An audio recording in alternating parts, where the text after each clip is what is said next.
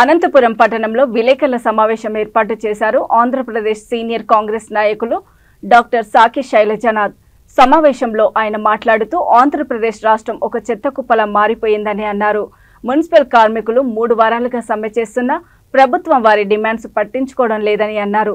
ఎక్కడ చూసినా చెత్త కుప్పలు కుప్పలుగా పేరుకుపోయిందని, దాని ద్వారా వచ్చే దుర్వాసన, క్రిములు, బ్యాక్టీరియా, వైరస్ వంటి వాటి వల్ల ప్రజలు అనారోగ్యాలకు గురవుతారని ఆందోళన వ్యక్తం చేశారు. మున్సిపల్ కార్మికుల సమ్మెకు మద్దతు తెలుపుతూ వెంటనే కార్మికుల డిమాండ్స్ పరిష్కరించాలని ప్రభుత్వాన్ని డిమాండ్ చేశారు. పరిపాలన ప్రజల ఆరోగ్యం ఈ ముఖ్యమైన కాలంలో ఉన్నాం. సమస్యలన్నీ ఏమీ లేనట్లు, ఎన్నికలే సమస్య అయినట్లు ఈరోజు ఆ విధంగా దీన్ని మార్చే ప్రయత్నం చూస్తూ ఉన్నాం. బహుశా ఇది ప్రణాళికాబద్ధంగా జరుగుతుందేమో అనిపిస్తుంది నాకైతే. కాబట్టి దాదాపు 6 నెలల నుంచి ఒక ఎన్నికల వాతావరణం రాష్ట్రంలో కలిగేసే పరిస్థితి చూస్తూ ఉన్నాం. రాజకీయమైన అంశాలు మాట్లాడే కాలం వచ్చినప్పుడు ఖచ్చితంగా అందరూ రాజకీయాలు మాట్లాడతారు. ఇక్కడ కూర్చున్న వాళ్ళ మేము కూడా రాజకీయాలు మాట్లాడతాం.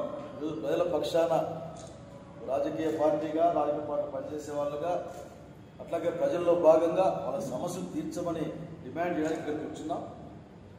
అవసరమైతే కూడా ప్రత్యక్ష కార్యాచరణ కూడా మద్దతుగా తీసుకెళ్తామని తెలియజేస్తాం.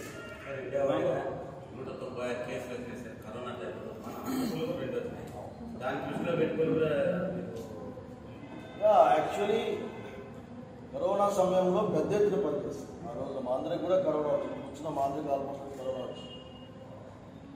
కాబట్టి మీకు అవేర్నెస్ పెరిగింది. ఇప్పుడు వచ్చిన వేరియంట్ అంత డేంజర్ లేదు అని చెప్తా ఉన్నారు. అయినప్పటికీ కూడా ఏ మాత్రం జబ్బు కూడా జబ్బేది ఒళ్ళు బాధ పెట్టుకోవడమే, ఆ కుటుంబం ఆ మాత్రం ఇబ్బంది పడ్డమే. ప్రజలు జాగ్రత్త వహించాలి. ప్రభుత్వాలు కూడా అందుకు తగిన విధంగా ఏర్పాటు చేసే అవసరం ఉంది. ఏర్పాట్లు అంటే జబ్బు వచ్చినాక బెడ్ చేయడం కాదు, జబ్బు రాకముందే ఏం చేయాలి విషయాన్ని గమనించుకొని చేయాలా. అందులో భాగంగానే మాట్లాడుతూ ఉన్నాం. అనేక అంశాలు ఉన్నాయి. ఈరోజు చలికాలం, వ్యాధులు, ఇప్పుడు శ్వాసకోశ సంబంధించిన వ్యాధులు విపరీతంగా వచ్చే కాలం ఇది. కాబట్టి ప్రభుత్వాన్ని పనిచేయమని కోరుతాము. దానికి సమస్యలను పక్కకు పెట్టేసేసి కేవలం రాజకీయాలు మాట్లాడే విధంగా మార్చే ప్రయత్నాన్ని నేను ఖండిస్తాను. సార్, షర్మిల ఈరోజు ముంబైకి వచ్చారు, కాంగ్రెస్ పార్టీలోకి వస్తారు. వైఎస్ షర్మిల ఏపీలో రోల్ ఎట్లా ఉండబోతుంది అధిష్టానించారంటే? షర్మిల గారు కాంగ్రెస్ పార్టీలో చేరుతారని మా పార్టీ పెద్దలు చెప్పారు. రాజశేఖర రెడ్డి గారి యొక్క అసలు రాజకీయ వారసత్వాన్ని, ఆలోచన, అట్లాగే ఆశయాల వారసత్వాన్ని కొనసాగించే పార్టీగా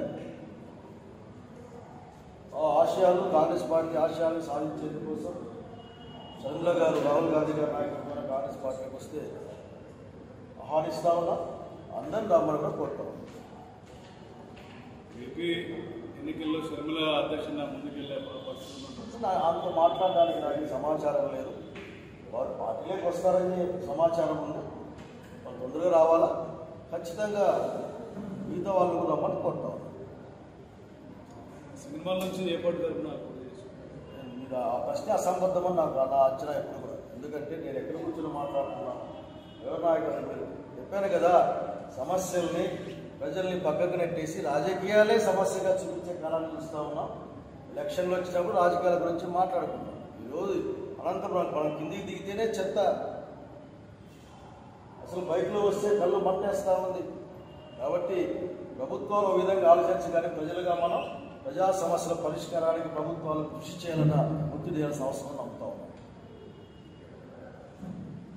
ఓకే, థ్యాంక్ యూ.